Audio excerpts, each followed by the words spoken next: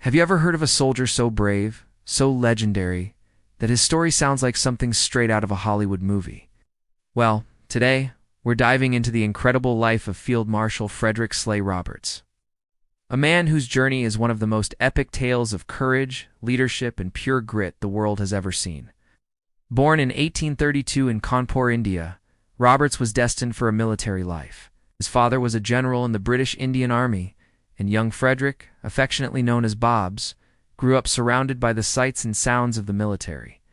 But his start wasn't exactly what you'd call heroic. He was small for his age and had lost sight in his right eye due to a childhood fever. Many might have seen this as a disadvantage, but for Bobs it was just another obstacle to overcome. He was determined to prove that size and sight didn't define a soldier's heart. After his education at Eton and Sandhurst Military Academy in England, Roberts was commissioned into the Bengal Artillery and returned to India in 1852. He was just a young officer, eager to make his mark. He didn't have to wait long. The year 1857 brought the Indian Mutiny, a widespread rebellion against British rule that would test every soldier to their limit.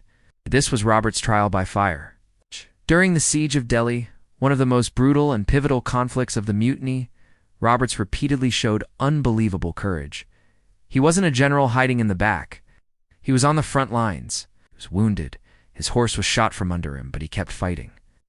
In one famous incident at a place called Kotaganj, he saw two sepoys running off with the Union Jack.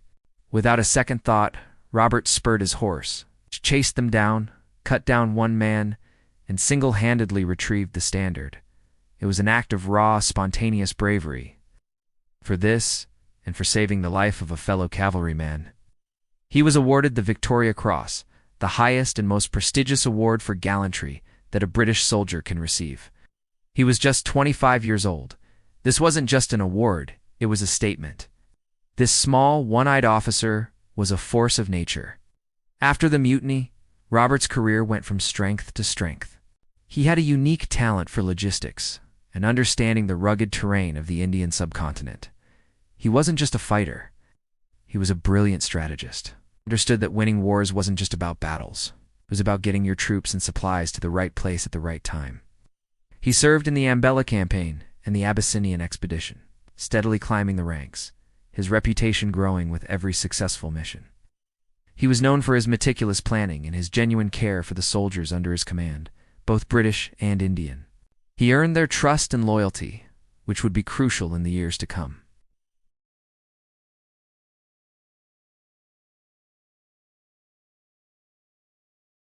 In 1879, the British were in a precarious position in Afghanistan.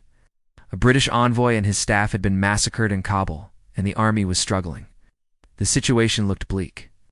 Roberts was given command of the Kabul field force and tasked with a near-impossible mission: march into the heart of a hostile country and restore British authority. He did it. Against all odds, he led his forces to victory at the Battle of Karasab and successfully occupied Kabul. But the war wasn't over.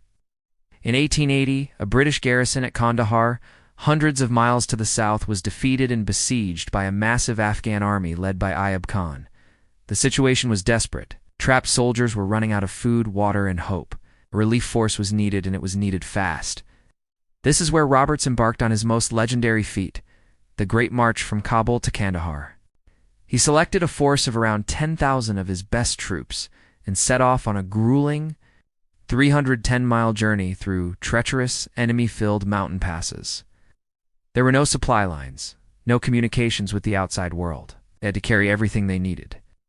For 23 days, they marched relentlessly under a scorching sun, averaging over 13 miles a day in some of the harshest terrain on Earth. It was an incredible test of endurance and discipline. Think about that for a second. It's an army, cut off from the world, marching through a hostile land, their fate resting solely on their commander's shoulders. Roberts was with them every step of the way, sharing their hardships, inspiring them, and keeping morale high.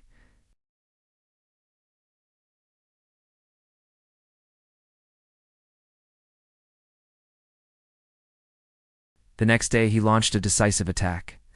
The Battle of Kandahar was a resounding victory. The siege was lifted, Ayub Khan's army was scattered, and the war was effectively won.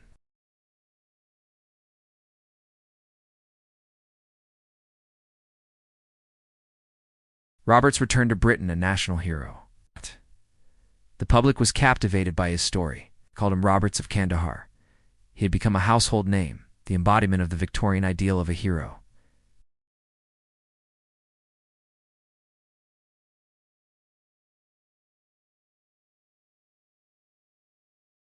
He understood the changing nature of warfare and worked to modernize the forces under his command.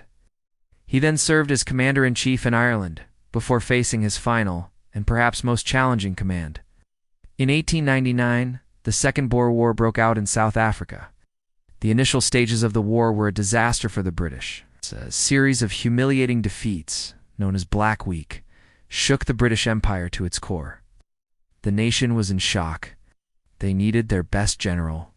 So at the age of 67, when most men would be enjoying retirement, Lord Roberts was called upon to save the day once again. His own son, Freddie, was tragically killed in the early days of the war while trying to save the guns at the Battle of Colonsay, an act for which he was posthumously awarded the Victoria Cross. Imagine the personal grief. Yet Roberts put his duty first. He sailed for South Africa, accompanied by another military genius, Lord Kitchener, as his chief of staff. Upon arrival, Roberts completely transformed the British strategy. He used his mastery of logistics and mobility, employing large-scale flanking maneuvers to outwit the highly mobile Boer commandos. He relieved the besieged town of Kimberley, won a crucial victory at the Battle of Paardeberg, which resulted in the surrender of a large Boer army, and went on to capture the Boer capitals of Bloemfontein and Pretoria. Within months, he had turned the tide of the war. He had taken a series of defeats and turned them into a string of decisive victories. After declaring the war effectively over, he handed command to Kitchener and returned home in 1901 to a hero's welcome. He was made an earl and appointed as the last ever commander-in-chief of the British Army.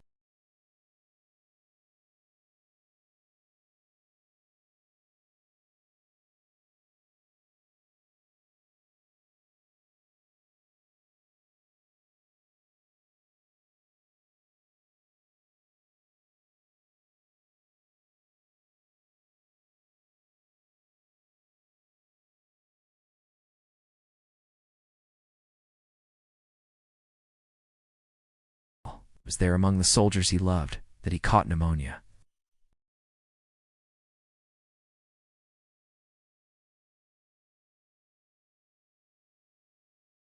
He was given a state funeral, an honor usually reserved for royalty. The story of Lord Roberts is more than just a list of battles and medals. It says the story of a man who overcame physical limitations to become one of history's greatest military leaders. It's a story of incredible personal bravery, strategic genius, and an unwavering devotion to his soldiers and his country. From the inferno of the Indian Mutiny to the legendary march to Kandahar and the turning of the tide in South Africa, his life was one extraordinary chapter after another. He wasn't just a hero. He was an icon who defined an era. Thank you so much for joining me on this journey through the epic life of Lord Roberts. If you found this story as fascinating as I did, please hit that like button, subscribe for more incredible stories from history, and let me know in the comments which historical figure you'd like to see covered next. Until then, stay curious.